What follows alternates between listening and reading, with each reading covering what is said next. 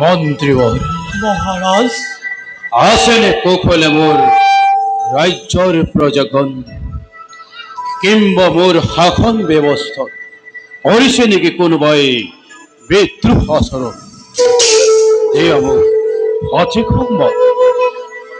মহারাজ অৱন্তী ৰাজ্যৰ সকলো প্ৰজাই সুখে শান্তিৰে কৰিছে বা কোনেও কৰা নাই বিদ্ৰোহ আচৰণ।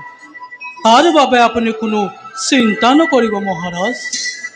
শুনি সন্তোষ হলো তোমাৰ বক্তব্য, তথাপিতো চিন্তা মোৰ লাগিছে মনত। অচিৰে ঘটিব যেন ৰাজ্যত ঘোৰ অঘটন।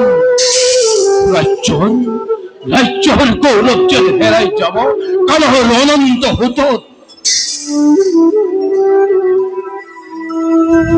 মহারাজ অনৰ্থক চিন্তা কৰি আপুনি মনত অলপ কষ্ট নিদিব।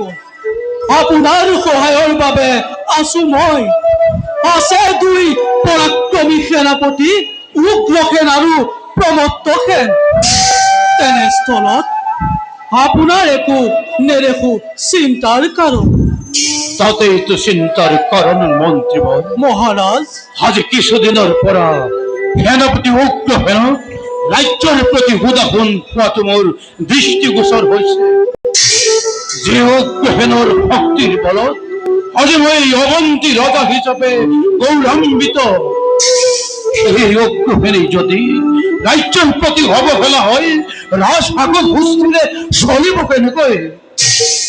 পুত্ৰবধ পালন কৰা উগ্ৰসেনেই যদি ভাতৃ প্ৰমত্তসেনৰ লগ লাগি ৰাজ্যত বিদ্ৰোহৰ ঘোষণা কৰে তেন্তে সেই বিদ্ৰোহ দমন কৰিম কেনেকৈ? মহারাজ তুমিতো জানাই মন্ত্ৰীবর, পৰৰ বিদ্ৰোহ কঠোৰ হাতেৰে দমন কৰিব পাৰি, কিন্তু গৃহকন্দল দমন কৰাটো ইমান সহজ নহয় মন্ত্ৰীবর, ইমান সহজ নহয়।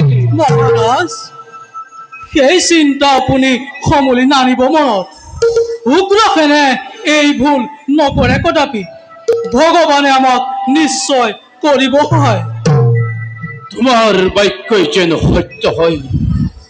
ময়ো দিনে নিশাই ভগৱানৰ ওচৰত কৰিছো প্ৰাৰ্থনা অৱন্তী প্ৰজাবৰ্গৰ মংগলৰ বাবে।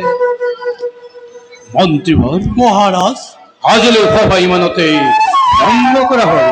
ধরক মহারাজ।